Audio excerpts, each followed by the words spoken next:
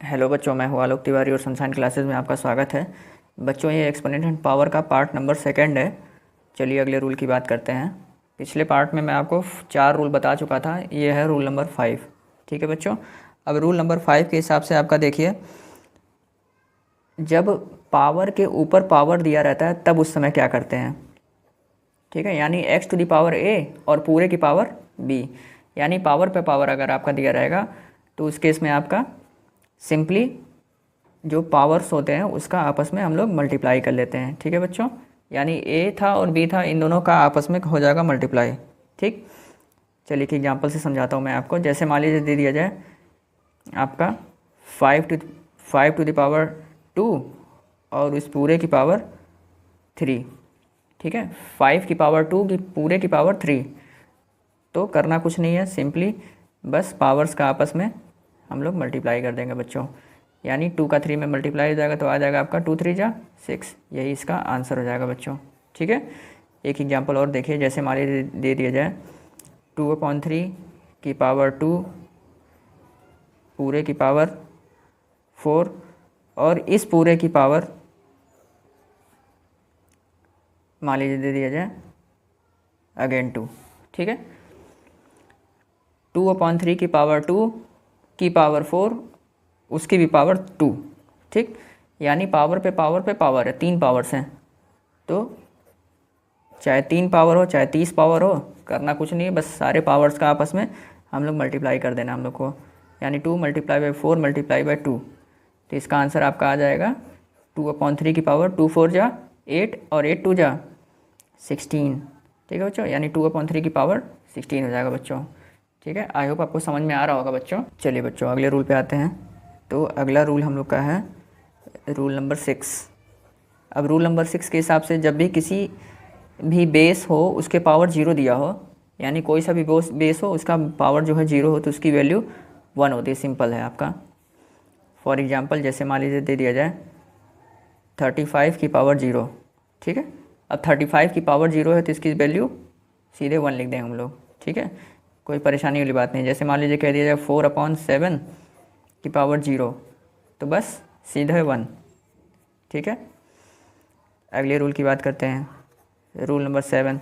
तो अब rule number 7 क्या है, अगर किसी भी बेस की पावर 1 हो तो उस केस में आपका जो बेस होता है वही उसका आंसर हो जाता है। यानी x टू दी पावर 1 है तो उसका रिजल्ट आपका x ही हो जाएगा। ठीक है बच्चों, मान लीजिए दे दिया जाए क्वेश्चन लिखा रहे 534 की पावर 1।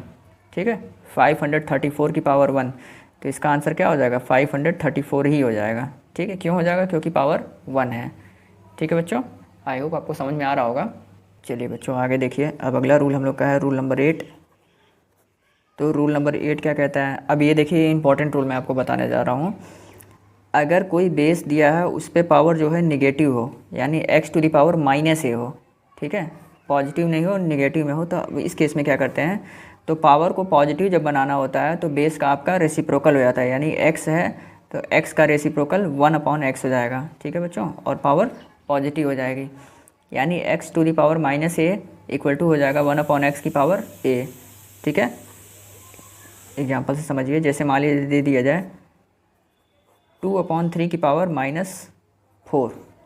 ठीक है, 2/3 की पावर -4, तो पावर देखिए निगेटिव है तो पावर को सबसे पहले हम लोग पॉजिटिव बनाएंगे। आप पावर को जब पॉजिटिव बनाते हैं तो बेस का रेसिप्रोकल हो जाता है, तो 2/3 का 3/2 हो जाएगा और पावर जो है 4 हो जाएगा, यानी माइनस का साइन हट जाएगा, यही इसका आंसर हो जाएगा बच्चों। ठीक है, एक क्वेश्चन और देखिए। जैसे मान लीजिए कह दिया जाए -7/5 की पावर -2 है। ठीक है, -7/5 की पावर -2 है। ठीक, तो अब इस केस में क्या करेंगे, तो पावर को पॉजिटिव बनाएंगे। पावर को पॉजिटिव बनाएंगे तो बेस का रेसिप्रोकल करेंगे। ठीक है, तो -7/5 है तो क्या हो जाएगा 5/-7 लिखिए की पावर 2 हो जाएगा। ठीक है बच्चों, यही इसका आंसर हो जाएगा। आई होप आपको समझ में आ रहा होगा। अगर समझ में आ रहा हो तो प्लीज़ वीडियो को ज़रूर लाइक करिएगा बच्चों, और चैनल पर अगर पहली बार आए हैं तो चैनल को सब्सक्राइब भी कर दीजिएगा। ठीक है, चलिए बच्चों अगले रूल की बात करते हैं। तो ये हम लोग का है रूल नंबर 9। ठीक है बच्चों, अब रूल नंबर 9 के हिसाब से क्या है, ये भी इंपॉर्टेंट रूल है, थोड़ा समझिएगा, थोड़ा एडवांस लेवल का ये रूल है। जैसे मान लीजिए दे दिया जाए x टू दी पावर 1/3।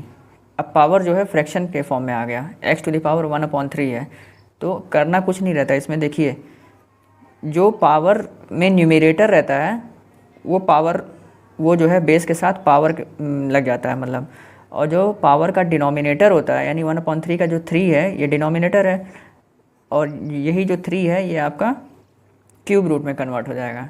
यानी इस तरह के केस में हम लोग को ऐसे अंडर रूट लगाना ही पड़ता है। ठीक है, एग्जाम्पल से मैं समझाता हूँ, भी देखिए समझ में आ जाएगा। मान लीजिए दे दिया जाए 5 टू द पावर 1/3। ठीक है, तो 5 लिखा, जो 1 था 1 को 5 की पावर पे चढ़ा देंगे, और जो 3 था ऐसे क्यूब रूट लगा करके क्यूब रूट बना देंगे। ठीक है, यानी cube root of 5 is the answer. इसको मैं ऐसे भी लिख सकता हूँ, क्यूब रूट ऑफ 5, ये इसका आंसर हो जाएगा। एक एग्जांपल और देखिए बच्चों, जैसे मान लीजिए दे दिया जाए आपका 3 की पावर 2/3। ठीक है, 3 टू दी पावर 2/3 दिया है, तो मैंने क्या बताया 3 लिखेंगे हम लोग, फिर जो 2 है न्यूमरेटर है उसको जो है स्क्वायर लगा देंगे, पावर 2 लगा देंगे, और फिर इस पूरे चीज़ को अंडर रूट में चेंज करके और यहाँ 3 लिख देंगे। जो डिनोमिनेटर में अगर 3 दिया है तो यहाँ 3 लिख देंगे, अगर डिनोमिनेटर में 4 रहता है तो 4 लिख देते हैं। तो ये इसको जब सॉल्व करेंगे हम लोग तो इसका आंसर क्या आ जाएगा, 3 का स्क्वायर 9 होता है। ठीक है, और ये 3 ऐसे रहेगा, यानी क्यूब रूट ऑफ 9। ठीक है बच्चों, यही इसका आंसर हो जाएगा। ठीक, एक एग्जाम्पल और देखिए बच्चों, जैसे मान लीजिए कह दिया जाए 5/7 इस पूरे की पावर 4/7। ठीक है, 5/7 की पावर 4/7 दिया हुआ है, तो अगेन 5/7 जैसा था वैसा रहेगा। ठीक है, पावर 4 है तो ये पावर 4 इस पे लग जाएगा। ठीक, और ये जो 7 है वो ऐसे रूट लगा करके इसमें 7 ऐसे लिख देंगे। ठीक है बच्चों, यही इसका आंसर हो जाएगा। चाहे तो ये 5/7 को सॉल्व भी कर सकते हैं। ठीक, आई होप आपको समझ में आया होगा। अगर मेरी ये वीडियो आपको पसंद आई हो तो प्लीज़ वीडियो को लाइक भी करिएगा बच्चों, और चैनल पर अगर पहली बार आए तो सब्सक्राइब करिएगा, अपने दोस्तों के साथ शेयर भी करिएगा। ये हम लोगों ने एक्सपोनेंट एंड पावर के सारे रूल्स को डिस्कस कर लिया है आज की वीडियो में। ठीक है, मिलता हूँ मैं आपसे अब अगले वीडियो में एक नए टॉपिक के साथ। तब तक के लिए थैंक यू सो मच बच्चों।